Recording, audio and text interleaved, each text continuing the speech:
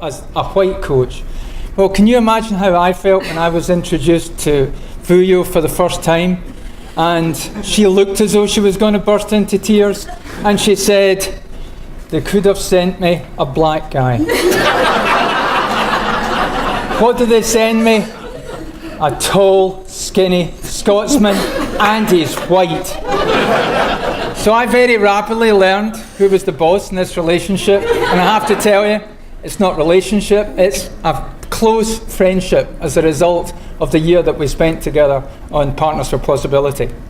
One of the early things, though, that was said to me by Paul Abrams, who is an invaluable mentor to me, was that it's not all about the principle.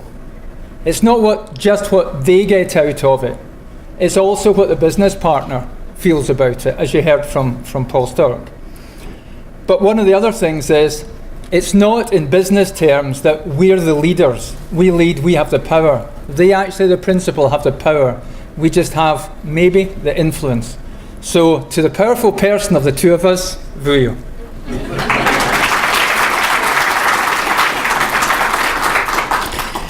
Let me take this opportunity to greet everybody.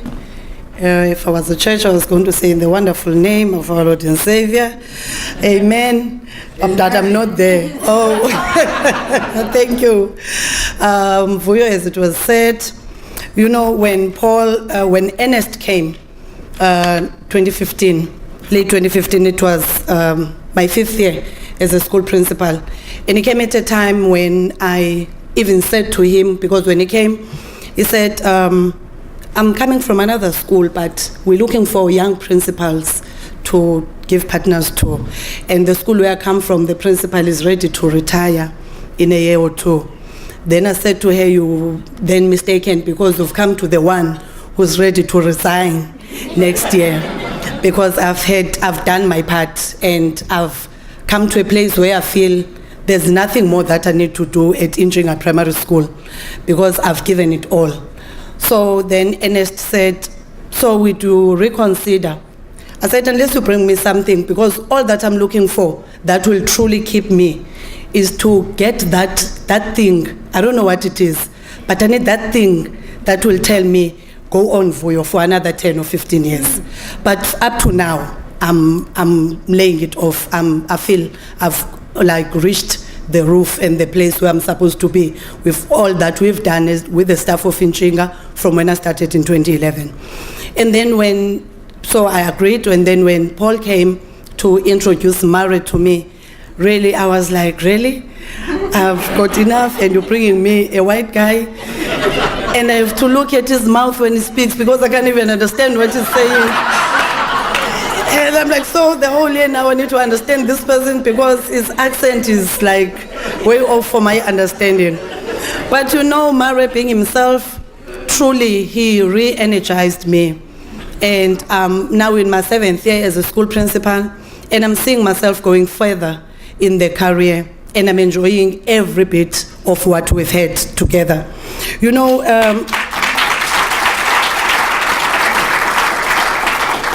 what I enjoy about PfP or having a partner is that Murray was the one partner who understood that he wasn't my boss. I had a second manager. I didn't need another one. So I made that clear to him that I have a boss. I don't want another boss. I need a different person. So one, we need to lay the ground straight. You don't just come in. We'll make an appointment when you have to see me, because I'm dealing with a lot. It's infrastructure, it's learners, it's educators, it's parents, happy and unhappy ones. It's the Department of Education with all the things that we need to do and all the deadlines that we have. So we make an appointment. And also we need to agree that even if we make an appointment, parents don't all make an appointment. So if a parent comes and you come and I feel I'm not ready for you, I will inform you head on. I'm not going to have a conversation. So we would come and peep at the door, and then I'm like, then he's like, really? Then I say, go, not ready for you. And he would leave. I truly appreciated that, because you know what I was looking for was a person that I can talk to.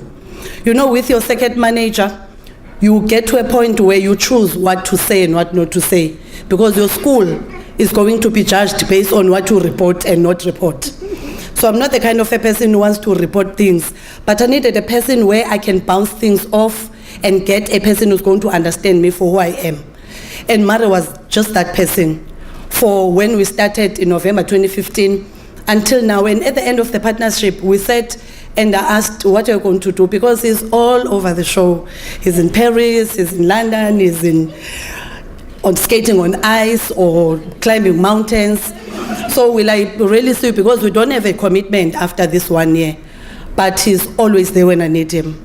Email, SMS, WhatsApp, or a telephone call. And PfP has really given me in Mare something to look forward to every day when I wake up to go to work. And the staff in our school accepted him as one of us. One of my male educators, because Mare would just come in and we made him part of the staff, so he would come, greet everyone, be part of our activities. So one of the educators in the staff meeting, so when I said to him, we're going to have our function for educators, so Mare is going to join us and is going to have a session there. And he raised his hand like, does your husband know that there's this white man who comes in and out here every day? So I said, shh, don't tell him. He shouldn't know. We can't tell him because I need to remain in my marriage. But PfP, thank you very much.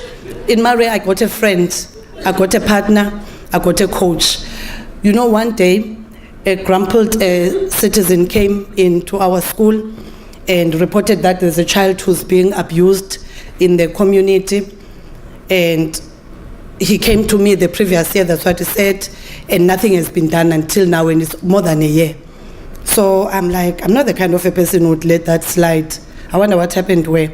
So I said to him, so did you report to the police? Because I think, because one of the things that he wanted me to do was to stand up, get to the place and help the child. So I said, one, the learner is with us every day. We don't see any signs of abuse by any means. We talk to him, we engage with him.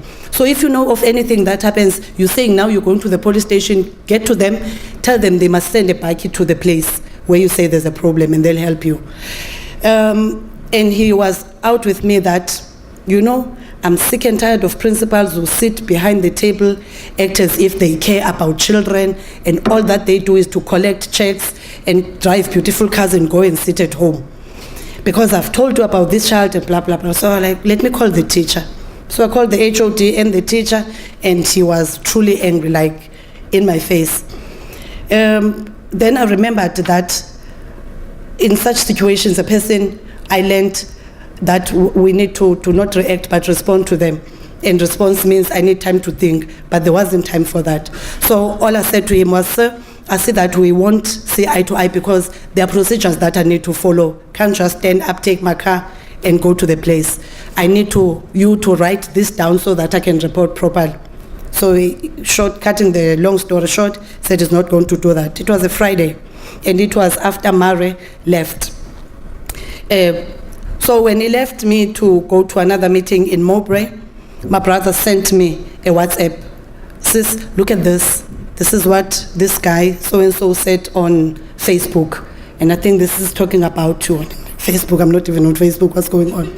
So I looked at this and I was like, every sentence I'm reading, I'm like, really? Me? No. Misunderstanding. This is not me. And you know, at the end of the message that he sent on Facebook, then I called him and he says, what worries me is the responses that people are giving. You're really a very bad principal. And all I could think of was, what have I done? What have I done about the school's name and all that? Then I thought, do I call Mare? Because one of the agreements that we had is that anything for you call me. But I was like, no, I'm being unfair, going to a meeting. I can't do that. So I left it. But watch me working and telling me I don't mind. This is, you know, this guy is just in his own space. I'm not going to bother. But then, as I was standing there, I was alone in school working Friday afternoon. I could feel tears flowing down on my face. I was like, gosh, this is hurting me. Even the fact that tears fall without me noticing. I didn't call him. I went home. I informed the staff, informed the circuit manager and everybody that I had to. But you know, I wasn't okay for the whole weekend, and I decided not to tell Marit this. I don't want to upset him. But when I told him the Tuesday that there's this, he drove and came to my school. And the first question he asked us, Vuyo, how do the parents of the school feel about your management and your leadership? Then I said, they are happy. That's the response I'm getting. And then he said, what about the kids? I said, no, my kids are happy. Where are you going with this? Then he said, how does the Department of Education feel? I said, they are elated because I've got certificates running down the wall. So he said, who else can I ask? And then he said, no one. If your parents are happy and your learners are happy and the Department of Education who's employed is happy, why bother? This person doesn't mean anything. And the light bulb came on because this person was there to distract and not to build anything. And that is the kind of a relationship that we've had all this time. And it has built me. And every time with all the difficult situations, I'm enjoying to be a school principal. Thank you very much to PfP.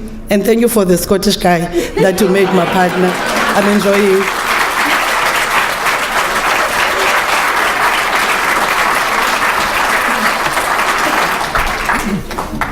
So now you see what I've had to put up with. I first came to South Africa as a student quite a number of years ago, and I didn't then. I followed my own career in Britain and elsewhere, but mainly in Britain. In the defence sector, I held a number of senior leadership roles, and that's sort of difficult to get out of your system. So I came here wanting to not do any more of the corporate stuff, and this was about 2.5 years ago. What would I do? I don't want to play golf all the time, and regardless of what Vuyo says, I don't want to be going up Table Mountain every time. I do it twice a week just now as it is. So I wanted to give something to society here, and it was quite obvious, as Louise said earlier, that education is a serious, serious challenge in this country. So I'm not a front of house person, I'm not an educationalist, so clearly I'm not qualified to deal with kids. But when I heard about PfP and was introduced to Vuyo, then it did appear as though there could be some sort of contribution. So what I'm speaking now, I'm speaking to those of you, particularly on the business side, but maybe not only that, on the principal side as well, who are thinking about this and maybe have some concerns, apprehensions about it. I certainly did. They're unfounded. I wouldn't worry about it. It's a lot of fun, and if I think in business you have to have fun, and I certainly have had fun working with Vuyo in the school. But there are some other misconceptions. One is that, by the way, the business partner is expected to release funds or access funds in order to do things with school. Well, first of all, that wasn't going to be me. And I looked around the school, and my background kicked in, and you looked at a number of things that should be done. You know, forgive me, we're all now beginning to think about water, but 1.5 years ago I was having a conversation with Vuyo about, right, what we should do is we should get some JoJo tanks, and we'll gather the rainwater, and we did a calculation on how much would come off the roofs when it rained, and da-da-da-da-da. By the way, the gutters are burst, the downpipes are burst, the roof leaks, you know, so there hasn't been the investment. And suddenly I realised that my expectations, my ambitions now, here in Guguleto, were unrealistic. I did encounter huge frustrations going to a contractor, having to do it 3 times and hustle them just to get a quote, not even the work, because we don't have the money, to resurface a playground. And that was a hustle. IT, it's tremendous that the government and the education department says we're going to give laptops to people, to all the kids. They gave a lot of tablets to Intshinga school. Would have been a good idea if they had given internet connectivity. And so for 2 years they weren't used. So I knew somebody who knew somebody, also in the education sector here, funnily enough, another NGO that I was working with, and we got an IT facilitator who tried to connect the bits of string in a way that I knew I couldn't. So in terms of that sort of networking or enabling or thinking, tell you what, you've got Kirstenbosch here. It's an iconic institution, and they all have education centres, these places. So I went up, knocked the door, spent an hour with the manager, had a chat to Vuyo, and as a result, 59 kids ended up going for a module out there. So 16 rand each for 59 kids, and it's there, and it's free, and it's available, virtually free. And it's all connected to the curriculum. So that sort of enabling function was something that we could work on together. But it was Vuyo's ambitions, not mine, only her ambitions. How can we possibly make them happen? Is there anything that I can do to make that possible? I certainly benefited because I'm from Britain, we don't talk blacks, whites, colours and pinks. My daughter gave me a row when I said, that's a black person. She said, why do you say that? You don't say that in Britain. So why do I think that? I don't. So here, as far as I'm concerned, they were just kids. And as you looked at over 500 kids at 10 o'clock in the morning in the playground, some of whom you saw tonight, and tell you what, if you didn't want to help them, then you're not normal. They just deserved it. They are intelligent, they are vibrant, they have this energy about them, and they just need help and support, and a bit more than they're getting just now. But I joined a school where the leadership wasn't in doubt. That was obvious from day one. Those in business, maybe those of you in education, know that in the first sort of 30 seconds you make up your mind about somebody. As far as Vuyo was concerned, I went into a school where, frankly, she could write books on leadership. So I wasn't going to be helping her in that respect. It was very much as a mentor. What did I get out of it? As Paul said to me, I should, because I felt, what am I doing? What am I giving? What's she getting out of it? What I got out of it was an education where some of my white friends in the city said, I know more about what's going on in the townships than they do. They talk about it, they read about it. That's fine, the media, whether it's fake news or whatever, I don't care. But actually driving there, having that experience, being there, seeing the kids, being with the school governing body, being with the staff meetings on a Saturday, addressing a parents' night, that's a bit daunting for a lanky Scotsman, and trying to encourage them to join me in 30 degrees centigrade clearing stones and glass from the playing fields. Sort of that type of thing, hugely humbling, an eye-opener for me as to the culture and the challenges that are being faced in South Africa, in the townships, and in that school. Did I benefit out of it? Absolutely hugely. Did we have fun? Tremendous. Would I do it again? In a heartbeat.